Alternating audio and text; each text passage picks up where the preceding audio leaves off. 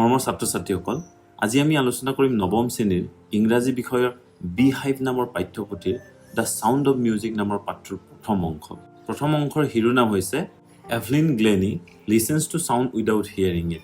এই পাঠটোত আমি জানিম এজনী অসাধাৰণ ছোৱালীৰ কথা, যিয়ে কাণেৰে নুশুনিও সংগীত অনুভৱ কৰি বিশ্বৰ এগৰাকী অগ্ৰণী সংগীতজ্ঞ হৈ পৰে।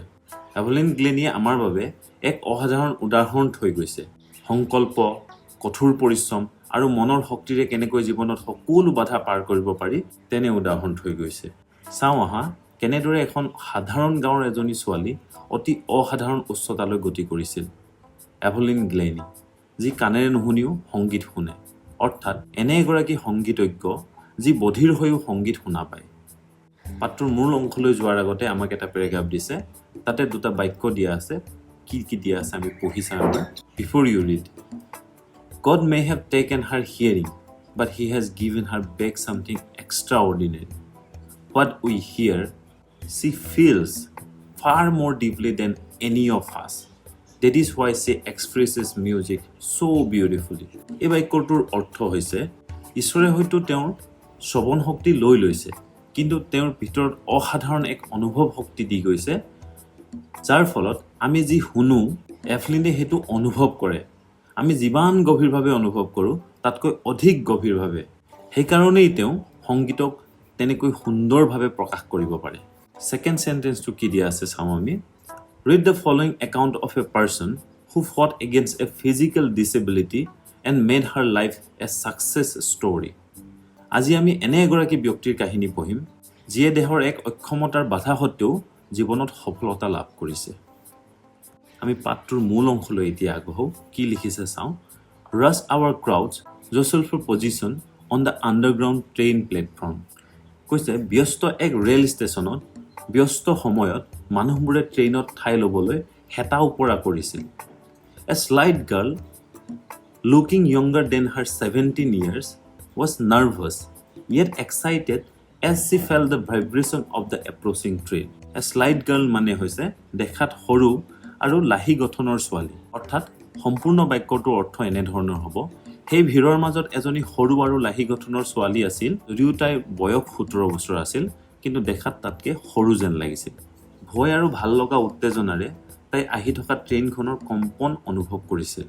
It was her first day at the prestigious Royal Academy of Music in London and daunting enough for any teenager fresh from a Scottish farm. লণ্ডনৰ খ্যাতনামা ৰয়েল একাডেমি অৱ মিউজিকত এইটো আছিল ছোৱালীজনীৰ প্ৰথমটো দিন।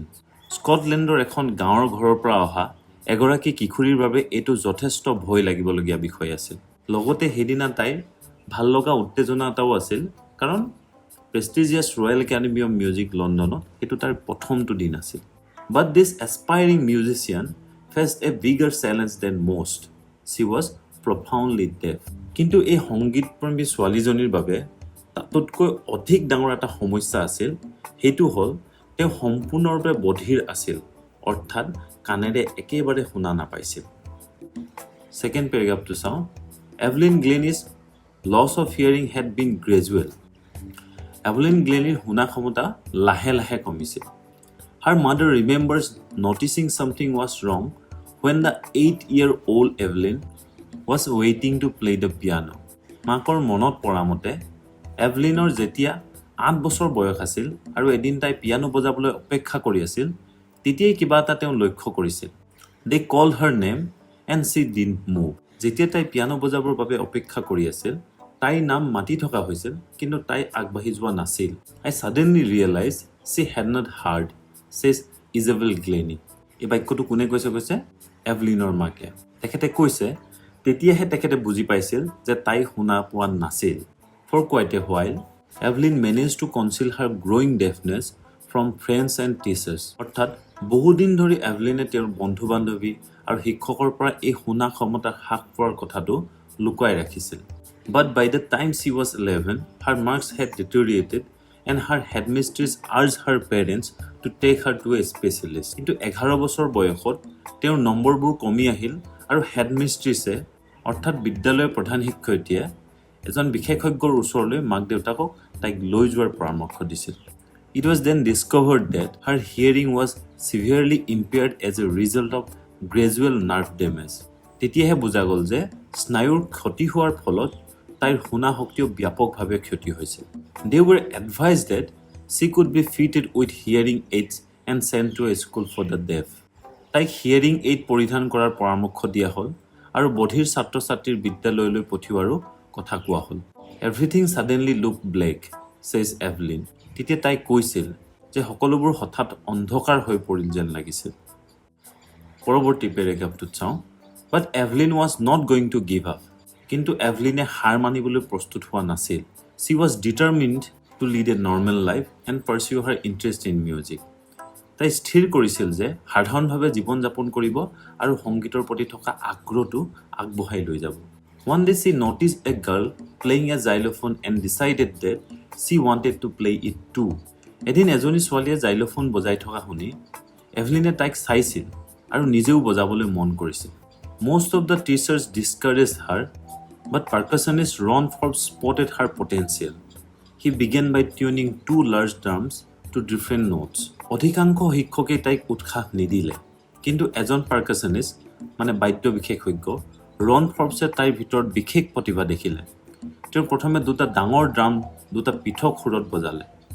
তেখেতে তাইক তেতিয়া কৈছে, "Do not listen through your ears. Try to sense it some other way." কাণ দি শুনিবলৈ চেষ্টা নকৰিবা, অন্য উপায়েৰে অনুভৱ কৰিবলৈ চেষ্টা কৰা. Says Evelyn, "Suddenly I realized I could feel the higher drum from the waist up and the lower one from the waist down." Evelyn কৈছে, হঠাৎ মই অনুভৱ কৰিলোঁ যে উচ্চ সুৰটো কঁকালৰ ওপৰ ভাগত অনুভৱ কৰিছোঁ আৰু তলৰ সুৰটো কঁকালৰ তলৰ ভাগত মই অনুভৱ কৰিছোঁ.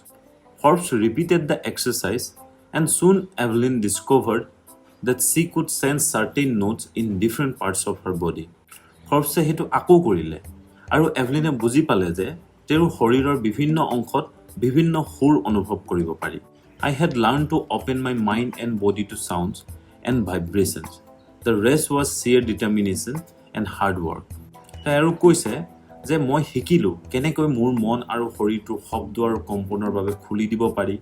তাৰ পাছত আছিল কেৱল কঠোৰ পৰিশ্ৰম আৰু দৃঢ় সংকল্প, যিয়ে তাইক আগবাঢ়ি যোৱাত যথেষ্ট সহায় কৰিলে. She never looked back from that point onwards. এই মুহূৰ্তৰ পাছত তাই আৰু উভতি চাব লগা নহ'ল. She toured the United Kingdom with a youth orchestra and by the time she was 16, she had decided to make music her life. এটা যুৱ সংগীত দলৰ সৈতে তাই ইউনাইটেড কিংডম ঘূৰি ফুৰিলে আৰু ঠায়ে ঠায়ে সংগীত অনুষ্ঠান কৰিলে. 16 বছৰ বয়সতেই তাই স্থিৰ কৰিলে যে সংগীতেই হ'ব তাইৰ জীৱন. She auditioned for the Royal Academy of Music and scored one of the highest marks in the history of the Academy. তাই ৰয়েল একাডেমি অফ মিউজিকত অডিশ্যন দিলে আৰু একাডেমীৰ ইতিহাসত আটাইতকৈ উচ্চ নম্বৰৰ ভিতৰত স্থান লাভ কৰিবলৈ সক্ষম হ'ল. She gradually moved from orchestra work to solo performances. At the end of her 3 years course, she had captured most of the top awards. তাই লাহে লাহে অৰ্কেষ্ট্ৰা বাদ্যৰ দলৰ সলনি একক প্ৰদৰ্শন কৰিবলৈ ধৰিলে. তাই 3 বছৰীয়া পাঠ্যক্ৰম শেষ হোৱাৰ সময়ত আগশাৰীৰ বঁটাসমূহৰ প্ৰায় অধিকাংশই লাভ কৰিবলৈ সক্ষম হৈছিল. And for all this, Evelyn won't accept any hint of heroic achievement. If you work hard and know where you are going, you will get there. এই সকলোবোৰৰ বাবে এভলিনে কেতিয়াও নিজৰ সফলতাক বীৰত্ব বুলি স্বীকাৰ নকৰে. তেওঁ কয়, যদি আপুনি কঠোৰ পৰিশ্ৰম কৰে আৰু আপুনি কলৈ যাব খুজিছে সেইটো জানে, তেতিয়া আপুনি নিশ্চিতভাৱে তাত পাবগৈ. And she got right to the top, the world's most sought after multi-percussionist with a mastery of some 1,000 instruments and hectic international schedule. আৰু তেওঁ সঁচাকৈ পাই গ'ল একেবাৰে উচ্চ ঠাই, বিশ্বৰ আটাইতকৈ খ্যাতনামা মাল্টি-পাৰ্কাছনিষ্ট হিচাপে, যিয়ে হাজাৰৰো অধিক বাদ্যযন্ত্ৰত পৰিপক্কতা লাভ কৰিছে আৰু এখন ইণ্টাৰনেশ্যনেল টুৰিং স্কেডিউলেৰে ব্যস্ত থাকে, অৰ্থাৎ বিশ্বৰ বিভিন্ন ঠাইত অবিৰতভাৱে সংগীত অনুষ্ঠান প্ৰদৰ্শনৰ নিমন্ত্ৰণ লাভ কৰে. It is intriguing to watch Evelyn function so effortlessly without hearing. শুনা নাপালেও এভলিনক ইমান অনায়াসে কাৰ্যক্ষম দেখি আচৰিত লাগে. In our 2-hour discussion, she never missed a word. আমাৰ 2 ঘণ্টাৰ আলাপত তেওঁ কেতিয়াও কোনো শব্দ নুশুনিলে যেন অনুভৱ নহ'ল. এইখিনিতে কৈ থওঁ, এই পাঠটোৰ যিগৰাকী লেখিকা, সেই লেখিকাই তেখেতৰ এটা ইণ্টাৰভিউ লৈ আছিলে. সেই ইণ্টাৰভিউত তেখেতে কেনেকুৱা প্ৰশ্ন কৰিছিলে আৰু কি উত্তৰ পাইছিলে আৰু তেখেতে কেনেকুৱা অনুভৱ কৰিছিলে সেইবোৰৰ কথা তেখেতে লিখিছে. Men with bushy beards give me trouble, she laughed. তেখেতে হাঁহি হাঁহি কৈছে যে দীঘল গোফ থকা মানুহবোৰে তেখেতক সমস্যা দিয়ে. It is not just watching the lips. It's the whole face, especially the eyes. মাত্ৰ উৎসালেই নহয়, মুখখনৰ সকলো অভিব্যক্তি বিশেষকৈ চকুৰ দিশবোৰো গুৰুত্বপূৰ্ণ. অৰ্থাৎ এইটো বুজাব বিচাৰিছে যে মানুহৰ মুখৰ অভিব্যক্তি চাই এভলিনে সকলো বুজি পাইছিল. She speaks flawlessly with a Scottish lilt. মানে এভলিনৰ ভাষাৰ উচ্চাৰণ একেবাৰে নিখুঁত আছিল. অলপ স্কটিছ উচ্চাৰণৰ ধৰণ এটা ফুটি উঠিছিল. আমি পাঠটোৰ আৰম্ভণিতে পাইছিলোঁ যে এভলিন স্কটলেণ্ডৰ এখন গাঁৱৰ এটা খেতিয়ক পৰিয়ালৰ ছোৱালী আছিল. সেয়েহে তাই যেতিয়া কথা কৈছিল তেতিয়া স্কটিছ উচ্চাৰণৰ এটা ধৰণ ফুটি উঠিছিল. যেনেকৈ অসমৰ মানুহে ইংৰাজী ভাষা ক'লেও কথাৰ সুৰত অসমীয়াৰ ভাঁজ ফুটি উঠে, তেনেকৈ এভলিনো স্কটলেণ্ডৰ আছিল. স্কটলেণ্ড ইউনাইটেড কিংডমৰ এটা অংশ আছিল. তাৰপিছত তাই কৈছে, my speech is clear because I could hear till I was 11. অৰ্থাৎ তাই 11 বছৰ বয়সলৈকে যিহেতু শুনা পাইছিলে, সেয়েহে তাই যেতিয়া কথা কয় স্পষ্টকৈ ক'ব পাৰে. But that does not explain how she manage to learn French and master basic Japanese. কিন্তু ইয়াৰ দ্বাৰা এইটো বুজা নাযায় কেনেদৰে তেওঁ ফৰাচী শিকিলে আৰু জাপানী ভাষাও অলপ আয়ত্ত কৰিলে. As for music, she explains it pours in through every part of my body. সংগীত সম্পৰ্কে তেওঁ কয়, সংগীত তেখেতৰ শৰীৰৰ প্ৰতিটো অংশত প্ৰৱেশ কৰে. গাৰ ছাল, গালৰ হাড় আৰু আনকি চুলিটো কম্পন অনুভৱ হয়. তাত তেখেতে কৈছে, ইট টিংগলছ ইন দ্য স্কিন, মাই চিক bones and even in my hair. When she plays the xylophone, she can sense the sound passing up the stick into her fingertips. তেওঁ বজাবলৈ ব্যৱহাৰ কৰা ষ্টিকৰ দ্বাৰা শব্দৰ কম্পন আঙুলিত সোমাওঁতে অনুভৱ কৰে. By leaning against the drums, she can feel the resonance flowing into her body. অৰ্থাৎ ড্ৰামৰ ওচৰত থিয় হৈ থাকিলে কম্পনবোৰ তেখেতৰ শৰীৰত সোমায়. On a wooden platform, she removes her shoes so that the vibration pass through her bare feet and up her legs.